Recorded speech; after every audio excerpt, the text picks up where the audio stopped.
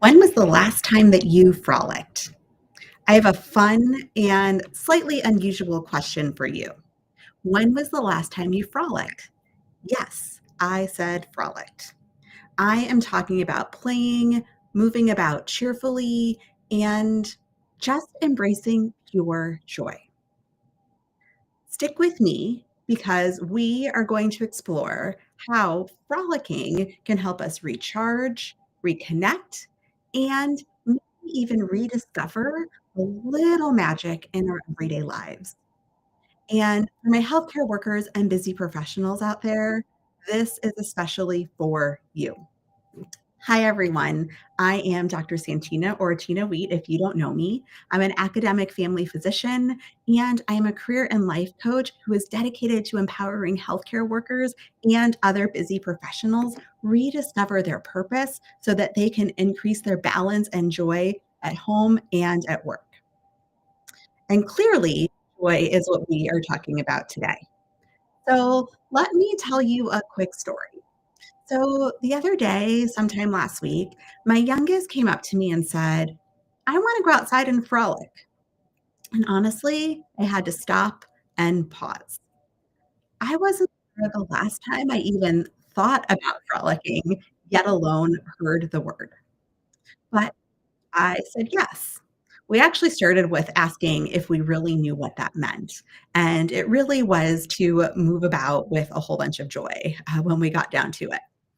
And so we outside on what happened to be a fairly balmy December day in Chicago. It was about 50 degrees and just played. She rode her scooter, did some cartwheels. I did a cartwheel that was not very good, but I did it anyhow. And we just had fun.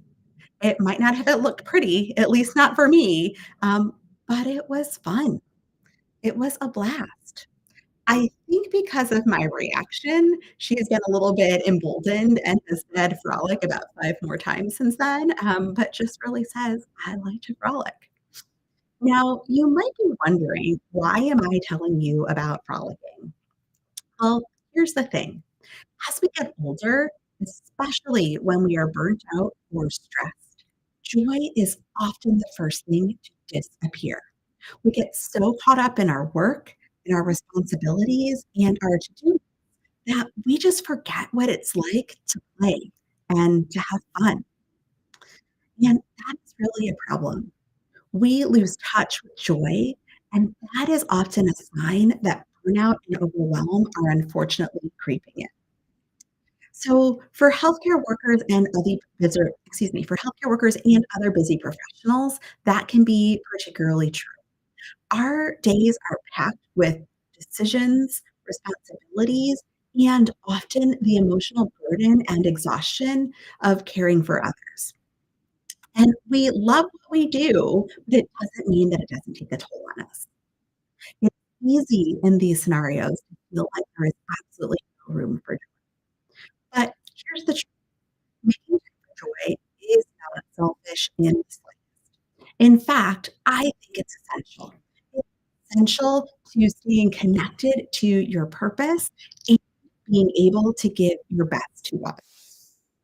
Frolicking isn't just about the cartwheels, the skipping, or using the scooter, though these are all great ways to have fun and be outside and get a little bit of vitamin D. But it's about embracing those moments of pure, unfiltered joy. Think back to your childhood or young adulthood. What made you light up back then? Was it dancing around your living room? Was it doing karaoke or singing at the top of your lungs with a brush as a microphone? Was it trying? Was it riding your bike when with no destination at all at mind, just sort of wandering around aimlessly with your friends? When was the last time that you did any of these things? Here's the truth. Joy isn't a luxury. It is a necessity. It is what keeps us grounded, resilient, and connected to what really, really matters. And when we are busy professionals, especially in high stress fields, finding those moments of joy can make the difference between just surviving and honestly and truly thriving. And I want all of you to to thrive. And there's actual science behind this too. Engaging in joyful activities releases endorphins, those feel good chemicals that reduce stress and improve our mood. For those of us in the high pressure environments like healthcare, finding moments to frolic can be an extremely powerful way to recharge.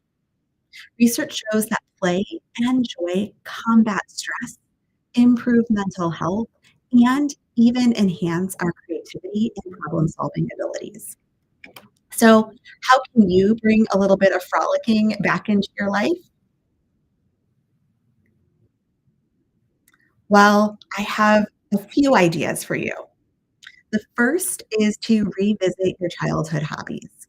Maybe that was roller skating, maybe that was painting, or even building a sandcastle on a beach, and bring back that carefree joy.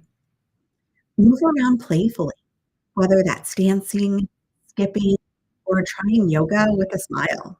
Movement does not have to be serious in order to be effective. It doesn't have to be the hardcore run. It doesn't have to be the hardcore run.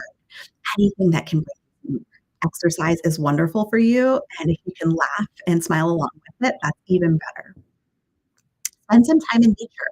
Climb a tree, jump in puddles, just wander around, explore, go for a hike. Being outside in the fresh air while you have joy is a wonderful way to find that. And just laugh more. Maybe it's watching a funny movie, connecting with a friend that always makes you smile, share some jokes, or just hang out with anyone who makes you laugh. And then finally, be spontaneous. Leave room in your in the space of your calendar for some unplanned moments. When we schedule out things too much, then there is no time for that spontaneity that occurs. You might be saying, "But aren't you the one that told me to time block my schedule?" And I absolutely am, but I'm also the person that within my time block has blocks for nothing in it, where I don't want any meetings to be put there. And when we have that space, that's where the joy hides, and where sometimes we're able to have those sparks of creativity, where we can move forward. So I'm curious, which of these are you going to try? And I hope you'll share that in the comments. So for me, frolicking or those things of joy have become a true barometer of my mental health.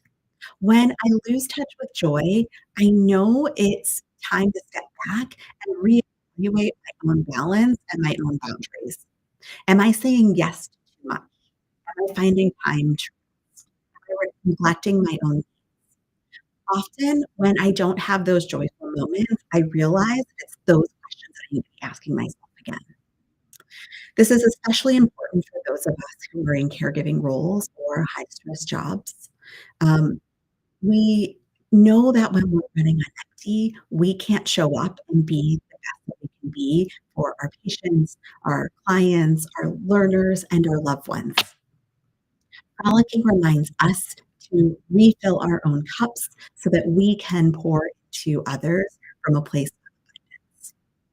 All right, here is my challenge for you. This week, find just one moment, just one, to go about and frolic. It doesn't have to be big or time consuming. Maybe it's dancing in your kitchen. Maybe it's blowing bubbles or singing at the top of your lungs in the car. Whatever it is, I want you to go out there and do it wholeheartedly and just see how it feels and see if you feel better afterwards. Then come back here and let me know how it went. I would love to hear your frolicking stories. And if you are a healthcare worker or a busy professional, I would especially love to hear how it impacts your well-being. And so that brings me on to my announcement. I'll be having a workshop soon to help you set your plan for joy. Join me on January 12th for a live 90-minute workshop designed specifically for busy professionals like you. Together, we will create a roadmap to go from burnout to balance and focus on what truly matters in your life and career by setting goals for the next 3 to 6 months. Comment workshop or message me for the link to register. It's just $27 for over $1,000 worth of value. And so I hope you'll register and I'll see you there. Now, remember, it's too short to let joy slip away. Frolicking isn't just for kids, it's for anyone who wants to live more fully and authentically. So let us all make joy a priority. Put the laundry on hold, let the emails wait, and go spend even just 5 or 10 minutes to frolic. Because when we make room for joy, we're not just having fun, we're rediscovering what truly matters. So thank you for joining me today. Don't forget, I am always grateful for you. Please feel free to subscribe to my YouTube channel. Please follow me on Instagram at Dr. Tina Wheat or find me on LinkedIn and continue the conversation with me there. As always, I'm grateful for you.